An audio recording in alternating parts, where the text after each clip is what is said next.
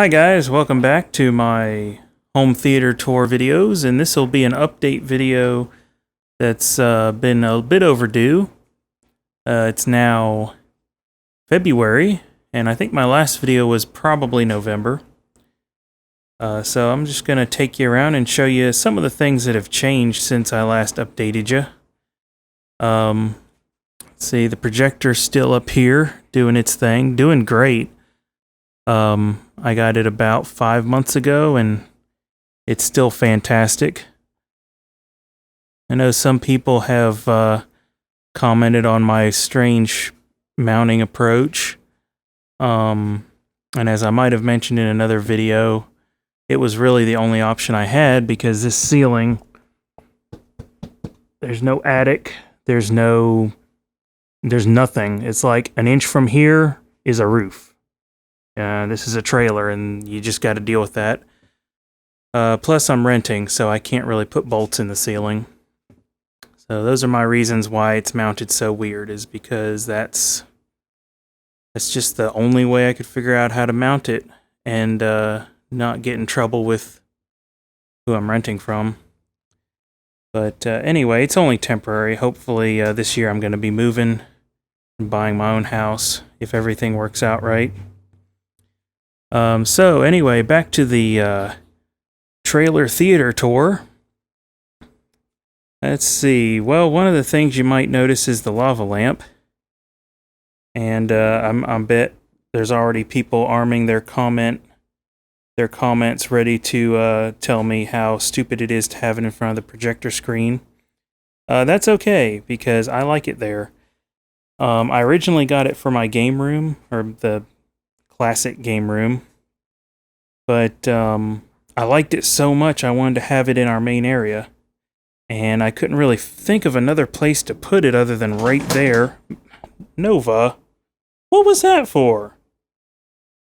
Yeah, she just decided to wreck my remotes. But anyway, back to the lava lamp. So yeah, it does cast a little bit of a glow on the projector screen. If I turn this light off, you might be able to see it glows a little bit on the projector screen. But when we normally have it on, we aren't using the projector. You know, usually at night you have a record on, the lights are down, you're enjoying a drink and enjoying the music, and you got your lava lamp rolling. That's the best time.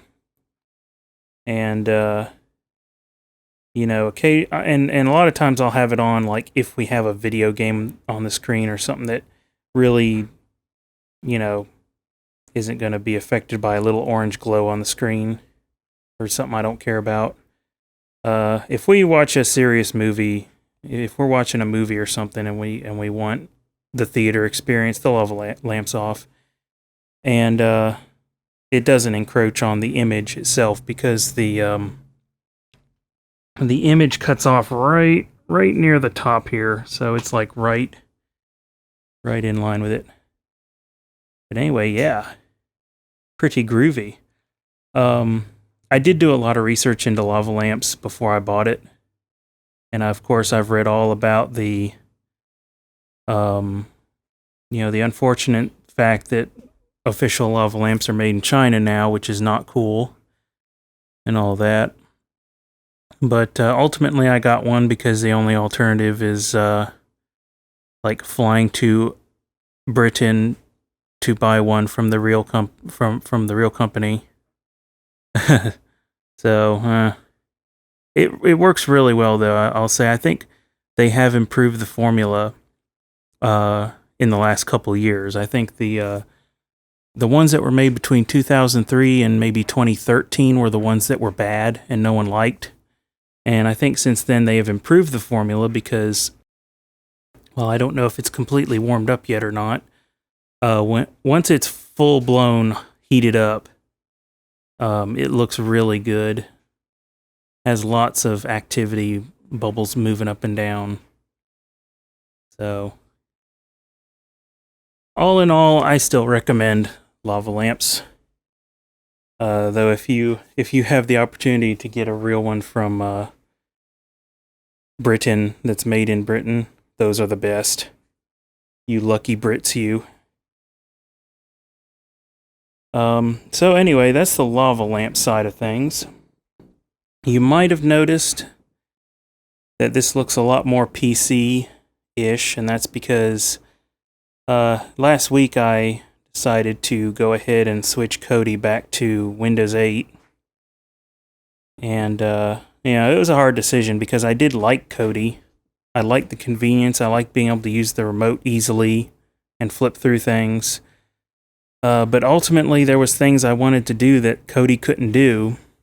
And the other biggest major problem with Kodi is that the Twitch add-on, it has been really flaky the last few months. Like, ever since I got it. When I first got it, it was working really well, and I really liked it. And then the more I used it, the more things stopped working. Some videos you click on and they won't play at all. And it seems completely selective according to which user you're trying to look at. And sometimes you'll click on a live stream and tell it to play, and it won't play, and it won't play, and you keep clicking on it and clicking on it until finally, after about 5 tries, it'll start working. So those were the kind of problems I was having with Kodi, and really 99% of what I used Kodi for was Twitch. So the Twitch add-on being broken really didn't help, and there's not really any sign of them wanting to fix it, or that they are working on it. I don't know. It seems kind of abandoned. So the other reason I switched back to PC was because I recently signed up for Sling, which is a pretty good alternative to cable. I haven't had cable for probably a couple years now. And, I tried the Chromecast thing with Sling, but the problem is their Chromecast app is very beta and is barely functional, and a lot of times videos drop out and have buffering problems. And they have a PC app that works a lot better, so that was another reason for switching back to PC. So now I can bring Chrome up and watch any Twitch video I want. I can, once again watch videos from other sites that maybe don't have an app on on Kodi or whatever.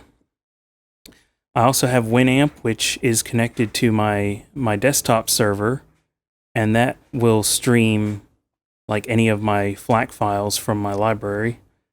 The FLAC library is something I've been working on the last few months and trying to migrate away from iTunes as much as possible and get myself divorced from iTunes completely. It's been a long process, but totally worth it, especially since my iPod died. But anyway, yeah, that's another great benefit of the PC, Kodi would play things, but it was a rigmarole to get something playing. It's much easier to open Winamp and have your whole library there. And the other good cool thing about having the PC back, maybe I could have done this before, but I didn't mess with it, is it now runs the projector. So I have the TV side, and then I have the projector as a second monitor that I can switch on, and I could have, the other night I had the NBA All-Stars game on the projector from Sling, and I also had a live stream on this computer, on this side of the monitor, and had them both playing at the same time, and it's pretty cool. You can't have enough media overload, can you? Alright, and let's see. Oh, a little tidbit. I got a light for the turntable. It was $10 on Amazon. I recommend it. It's pretty cool. It has 2 brightness settings, and you can pretty much clip it anywhere you want to.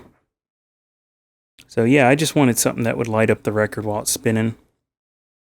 A lot of times lately when I've been playing records and have the lights down, I'll flip the LED light off. during play, but it comes in very handy when you need to see, and you need to clean the needle or the record or whatever. So that's pretty cool. The $10 Amazon find, I like it. And what else? You might have noticed my film reel. That was a Christmas gift from my wife. I might have recommended it to her, but I'm very happy to have it. And I thought it was a lot cooler to get an authentic reel than to, get something from a decorating store that, it's like for decoration or something, but it's not real. This is a real, authentic film reel. I think it's either from the 70s or 80s. Probably the 80s. I haven't figured out what's on it.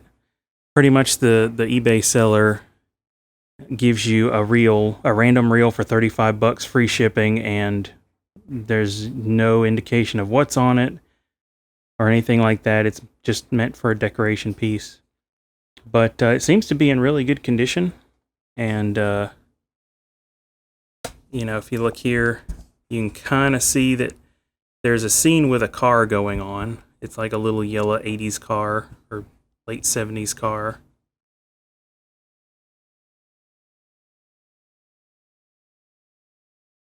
I'd love to find out what's on it, but I don't know if I ever will. I think it's an independent film. Probably just a really small movie. It's got optical audio and everything, and it's it seems to be a 4:3 movie, not 16:9 or, well, in movie cases like 1.85. And we strung the film up all over the place and across the projector screen. Thought that was a pretty cool way to go about it. And yeah, I did nothing destructive to the film. The tacks are going through the holes. So no destruction to the film at all. I like to think that if I'm one of the only people in the world, maybe, that has a copy of this obscure film, I'm not going to do anything to damage it. I'm going to at least preserve it while I'm using it as a decoration piece. And it's heavy, too. Very heavy. And we're getting close to the end here. There's been a lot of little changes over the time. You'll notice this remote here is actually for the TV tuner that I picked up on Amazon. That was a $32 find. And it works pretty well. It takes your TV antenna and gets signal the channels off of that, and then it outputs HDMI, which was very important because otherwise we couldn't watch any broadcast television on the projector, only on the TV. And with X-Files coming out, I wanted to be able to do that. And an added bonus of this little box is that you can plug an external hard drive in and actually DVR things in full quality. No recompression or anything, which that was really neat. Anyway, I think my next step is going to be to get a better antenna because my current one barely works. It only picks up a couple channels. But anyway, maybe that'll be in the future at the next house when I can really go wild with things. And it's not the Harmony's fault exactly that I don't have it programmed in, because Harmony did come right up with that model. It was pretty cool because it's kind of, just a off-brand thing, but yeah, the Harmony software actually had it in there, and I popped it in, and then I couldn't get the remote to sync with my computer, so I have to go back and battle with that some to finally be able to put that remote away and not have to deal with it anymore and have everything back in the Harmony remote. Well, except for my mouse that runs the PC. So far, that's just the easiest way to deal with it. And you don't have to have a keyboard. you can have that that toolbar there set to persistently stay, and you just click on it and it'll pop the keyboard up. So that's pretty much everything. I think that pretty much covers the changes that I've made in the last few months. And I have some new things coming. I've been looking a lot at vintage audio equipment, especially from the 70s. And I have recently picked up something that's coming in the mail right now, and hopefully my next video I'll be able to show it off. And that is a Pioneer SX535. Beautiful receiver from the mid-70s, and one that should sound really good, all without breaking the bank. I was able to get a okay deal on it. So hopefully that'll be the next video, and I also have my eyes on a new turntable in the future, but that won't be quite yet. I'll give that some time before I go looking for a new turntable. I like my Audio Technica, but it is very beginner for turntables and stuff, and I'll be ready to upgrade soon. Oh, another little tidbit is I did get a new preamp for it. So it's a $50 one that you can find on Amazon. It's highly recommended by a lot of people, and I recommend it too. Yeah, the Audio Technica's built-in preamp is kind of harsh, and I know the sound was not great. So I put that external preamp on it, and it sounded all warm and soft again. It was a really good upgrade for it. So I recommend that. But anyway, I think that's going to do it for me today, and I hope you'll tune into my next video. Make sure to subscribe to the channel if you're interested in following my endeavors in film and audio. And check out filmnerdcorey.com, because that's where I post random stuff about my adventures. So anyway, stay tuned, and thanks for watching. Bye. Whoa. Trippy.